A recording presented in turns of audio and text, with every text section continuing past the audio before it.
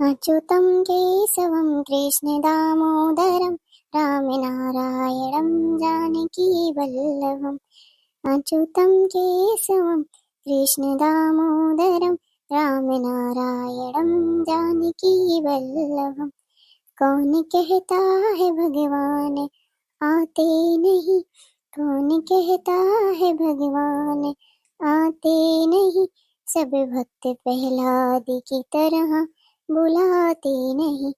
हे कान्हा जी, मैं भी आपको बहुत शिद्दत से बुला रही हूँ। एक नन्हे बाल गोपाल के रूप में आप भी मेरे घर में आ जाइए ना। वैसे भी मुझसे बहुत बड़ी गलती हुई है, उसका तो प्रायश्चित भी मैं नहीं कर पा रही हूँ। मुझे पता भी नहीं है कि मेरी बहू के साथ क्या हुआ है। मैं अपने बहू और बेटे से पूछ भी नहीं सकती हूँ। मुझे बहुत डर लगा हुआ है, लेकिन आप पे विश्वास है। अगर आप चाहो ना तो आप मेरी झोली जरूर भर सकते हो।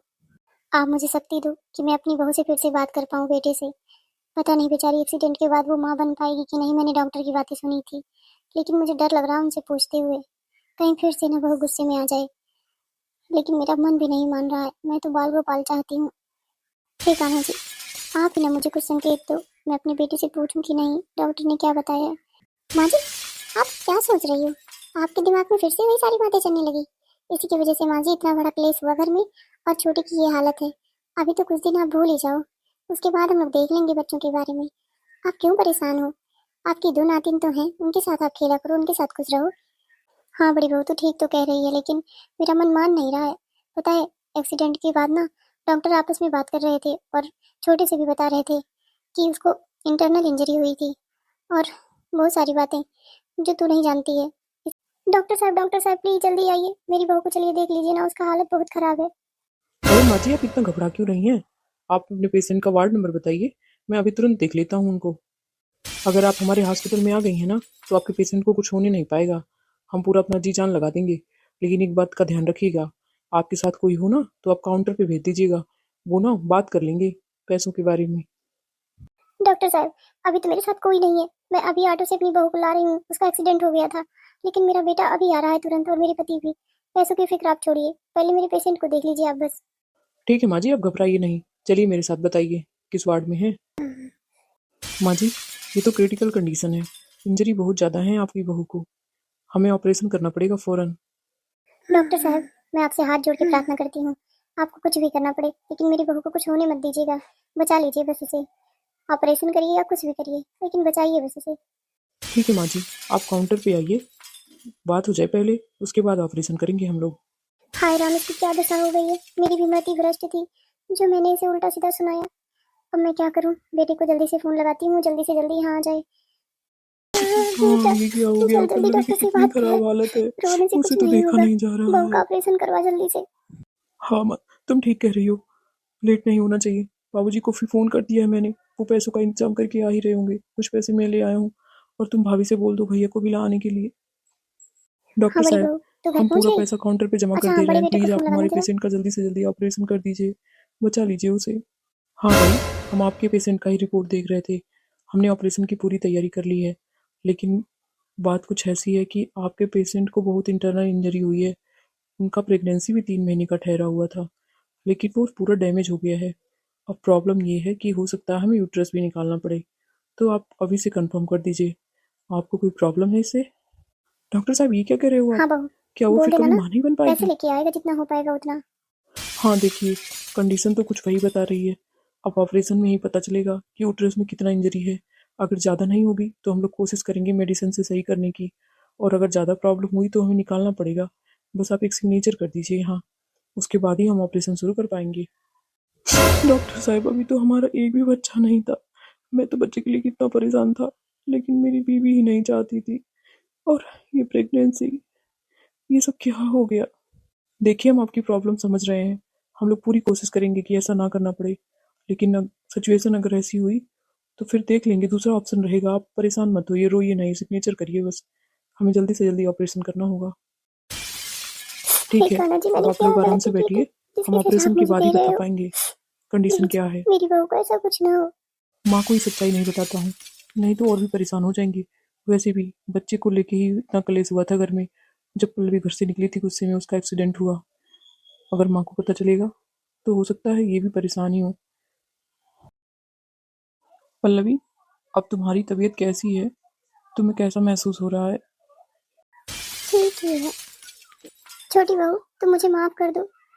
तुम्हारी इस हालत की जिम्मेदार मैं हूँ। ना मैंने तुमसे गुस्से में कहा होता, और ना तुम घर छोड़ के जाती, और ना तुम्हारा एक्सीडेंट होता। मुझे माफ कर दो बेटा। माँ जी, केवल आपकी गलती नहीं है, मेरी भी तो गलती है। मुझे भी गुस्से में घर से नहीं निकलना चाहिए था। मैं ही अपनी नौकरी और पढ़ाई की गुमान में आ गई थी। मुझे समझ नहीं आया कि मैं जो कर रही हूँ सही है गलत।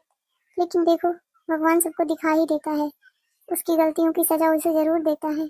आपको अपनी गलती का एहसास हुआ और पल्लवी ने भी अपनी गलती का एहसास किया। यही मुझे देख के बहुत अच्छा लग रहा है। बाकी जो होना था वो तो हो ही गया। चलो, अब जल्दी से हम लोग पल्लवी को डिस्चार्ज कराएंगे और लेके चलेंगे। हाँ बेटा, मैंने बस ना गुस्से में ये सब कुछ किया था। वैसे कभी मैंने अपनी दोनों बहू और अपनी एक इकलौती बेटी में कोई फर्क नहीं समझा था। लेकिन न जाने कल मुझे क्या हो गया था। मुझे इतना गुस्सा क्यों आ गया था। मैंने बहुत कुछ बोल दिया था बहू को। उसके लिए मुझे माफ कर देना छोटी बहू। मैं तुम्हें बहुत प्यार करती हूँ।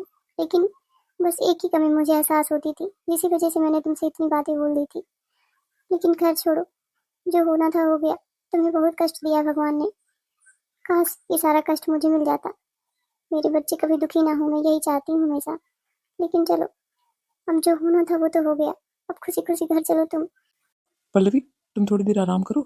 मैं जब तक जो है डिस्चार्ज पेपर बनवा लेता हूँ तुम्हारा। उसके बाद हम लोग घर चलेंगे। ठीक है जी, जाइए। अरे भाभी, आप क्यों चली आई घर से? बच्चों के साथ कौन है? देवर जी, आप परेशान ना होइए। आपके बड़े भैया घर आ गए थे, उन्हीं के सारे मैंने बच्चों को छोड़ दिया है। और मेरा मन ना कल से ही बहुत परेशान था छोटी को देखने के लिए। जब से बेचारी का एक्सीडेंट हुआ है, मैं उसे देखने भी नहीं आ पाई घर छोड़ के। अभी मुझे मौका मिला तो मैंने सोचा मैं अपनी छोटी को देख आऊं। बेचारी, बस गुस्से गुस्से में सब कुछ हो गया देवर जी। ये सब नहीं होना चाहिए था। मैं दोनों लोगों को समझा रही थी, लेकिन ना माँ जी मानी और ना ही छोटी। ठीक है भाभी, आप इससे बात करो। बस ज़्यादा नहीं बोलने को कहना। बाकी आप इसी के पास रहो, मैं जल्दी ही आ रहा हूँ। छोटी, तुझे कितना चोट आ गया है। कल से मेरा दिल कितना घबरा रहा था तुझे देखने के लिए। जब से तेरा एक्सीडेंट हुआ है, मेरा मन बिल्कुल नहीं लग रहा था। लेकिन घर और बच्चों की जिम्मेदारी की वजह से मैं आ नहीं पाई। भगवान ने तुझे बचा लिया, बहुत अच्छी बात है। मैं कह रही थी माँ जी से चुप हो जाओ, लेकिन माँ जी ना मानी नहीं। गुस्सा कितना खतरनाक होता है। ईश्वर की कृपा है कि तू ठीक है, और जल्दी से हमारे साथ घर चल। मैं तुझसे ढेर सारी बातें करना चाहती हूँ। दीदी, आप परेशान ना हो, मैं ठीक हो जाऊंगी। आप बहुत अच्छी हो। आपने सच में बहुत समझाया था हम दोनों को। लेकिन मेरी भी मति भ्रष्ट थी, और माँ जी की भी। अपनी गलतियों की सजा भुगत रही हूँ मैं, और कुछ नहीं है। आप परेशान ना हो। आपको बच्चों को छोड़ के नहीं आना चाहिए था। अरे कैसी बातें कर रही है छोटी। मैं तुझसे मिलने ना आती तो मैं रह पाती भला? जितना प्यार मैं अपने बच्चों से करती हूँ ना, तुझसे भी करती हूँ। मुझे ना तुझ पे अपनी छोटी बहन की झलक आती है। मैं कभी नहीं चाहती कि तुझे कोई दुख हो। इसीलिए तो आज तक मैंने तुझे कभी कोई शिकायत का मौका दिया? वैसे भी ये गलत ही हुआ। लेकिन जो भी हुआ हो गया सो। अब हम लोग प्यार से रहेंगे। मैं माँ जी को समझाऊंगी, वो तुझे कभी कुछ ना कहे। और तू भी ना थोड़ा अपने गुस्से पे कंट्रोल रखना। गुस्सा कभी किसी का हित नहीं होता है। बस तू जल्दी से ठीक हो जा। बाकी मुझे सारी बातें तुझसे घर जाके करनी है। देखो तो तुम्हारे बाल कितने बिखर गए हैं, सब आंखों में आ रहे हैं। छोटी, उठो तो खाना खा लो, उसके बाद दवाई खा लो। फिर थोड़ी देर आराम करने के बाद मैं तुम्हारे बालों को आज साफ करूंगी, शैम्पू लगाऊंगी उसमें। फिर कंघी करूंगी, बहुत ज्यादा उलझ गए हैं ये। दीदी, पता नहीं ना क्यों मेरे पेट में बहुत तेज से दर्द हो रहा है। आप यहाँ खाना रख दो और इनको बुला लो प्लीज। मुझे क्या हो रहा है? मैं बुला के लाती हूँ, रुक जा। क्या हो बड़ी बहू? छोटी बहू इतना तेज से कह क्यों रही है? वो ना, देवर जी अच्छा हुआ आप आ गए। छोटी के पेट में ना बहुत तेज से दर्द हो रहा है। देखिए तो इसे क्या हो गया। पल्लवी, तुमने अभी तक खाना नहीं खाया है और कोई दवाई भी नहीं। डॉक्टर ने मुझे पहले ही कहा था, बहुत जल्दी से जल्दी इनको खाना खिलाइएगा सवेरे और दवाई दे दीजिएगा। गैस की गोली खाई थी तुमने? अब तुम्हें ना गैस की प्रॉब्लम ज़्यादा होने वाली है। डॉक्टर ने मुझे पहले ही समझाया था। तुम जल्दी से गैस की गोली खाओ, उसके बाद ये खाना खाओ, उसके बाद फिर सारी दवाई खाओ। अभी सब ठीक हो जाएगा। भाभी, इसकी दवाइयाँ ले आइए आप। मैं इसको दवा दे देता हूँ गैस की, उसके बाद ये खाना खाएगी। हाँ हाँ देवर जी, इसको जब भी पूछो खाने के लिए ना ये मना ही करती है। लेकिन मैं ना कल से इसको और सवेरे खाना खिलाऊंगी। ले आती हूँ मैं सारी दवाई। पल्लवी, एक बात और। तुम ना उठ के थोड़ा टहला वहला करो। लेट ही ना रहा करो हमेशा। लेटना तुम्हारे लिए अच्छा नहीं है। अरे बेटा, तू कैसी बात कर रहा है? अभी तो बेचारी का एक्सीडेंट हुआ था, 10 दिन भी नहीं हुए हैं। आराम कर लेने दे इसे अच्छे से, फिर ठीक हो जाएगी, तब तो चलेगी ही। जल्दी दीजिए जी। ये दवा मुझे कब तक खानी पड़ेगी? मेरा मन नहीं होता है अब खाने का। हाँ। भाभी आप ये दवा यहाँ रख दो, मैं इसको अच्छा खाना ठीक खिला है। देता हूँ, उसके बाद सारी दवाई दे दूंगा। और आप भी चाहो ना बच्चों को खाना खिला दो। माँ आप भी जाके आराम करो, परेशान ना हो, अभी ये ठीक हो जाएगी। ठीक है बेटा, तो दवाई दे दे, लेकिन अगर सही नहीं हुआ ना तो ले चल के डॉक्टर को दिखा दे। आखिर बार बार इसके पेट में गैस क्यों बन जा रही है? माँ जी परेशान मत होइए, चलिए देवर जी कह रहे हैं ना छोटी ठीक हो जाएगी, और नहीं ठीक होगी तो दवा तो हम लोग जरूर ही दिलाएंगे ना, क्यों परेशान हो रही हैं आप? थोड़ी देर रुक जाइए प्लीज, उसके बाद खाना खिलाइए। अरे नहीं, खाना खा लो, दवाई खाओगी ना तभी तुम्हारा पेट दर्द सही होगा।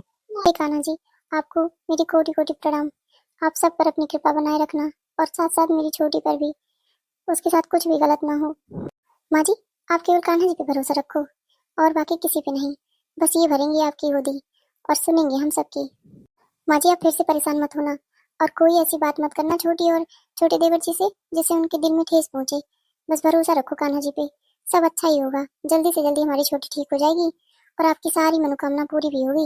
ये कान्हा जी करेंगे पूरी। माँ जी चलिए आप छोटी के पास बैठिए, मैं जल्दी जल्दी शाम का खाना बनाती हूँ। उसकी दवाई का टाइम हो जाएगा ना, खाना बन भी नहीं पाएगा। हमारी बड़ी बहू कितनी समझदार है, काश हमारी छोटी बहू भी इतनी समझदार होती तो ये समस्याएं ना आती। लेकिन खैर छोड़ो, भगवान सब अच्छा कर दे बस। बेटा तू आ गया? ये तेरे हाथ में क्या है? कैसे डॉक्यूमेंट है? अरे कुछ नहीं माँ, ये पल्लवी का मेडिकल रिपोर्ट है। ये एक्सीडेंट के बाद ना डॉक्टर ने बोला था कि ले जाना, तो मैं कुछ दिन से ला नहीं पाया था। फिर कल गया था जांच करवाने, आज दिया डॉक्टर ने। और माँ एक खुशखबरी भी है। खुशखबरी? बेटा जो मैं सोच रही हूँ वो बात तो नहीं है? हाँ हाँ माँ, वही बात है जो आप सोच रही हो। आप दादी बनने वाली हो और मैं पापा। और पता है सबसे अच्छी बात क्या है? मेरी बात पल्लवी से हुई अभी, वो भी मान गई है अब की बार। अच्छा बेटा, ये तो बहुत खुशी की बात है। मैं बड़ी बहू को बता के आती हूँ, और जल्दी से कान्हा जी को प्रणाम करके आती हूँ, और उन्हें एक दीपक जला के आती हूँ। कान्हा जी ने मेरी सुन ली। भगवान सब पर अपनी कृपा बनाए रहे ऐसे ही। मुझे तो विश्वास ही नहीं हो रहा मैं भी पापा बनने वाला हूँ। मैं तो चाहता हूँ बस पल्लवी के पास अब।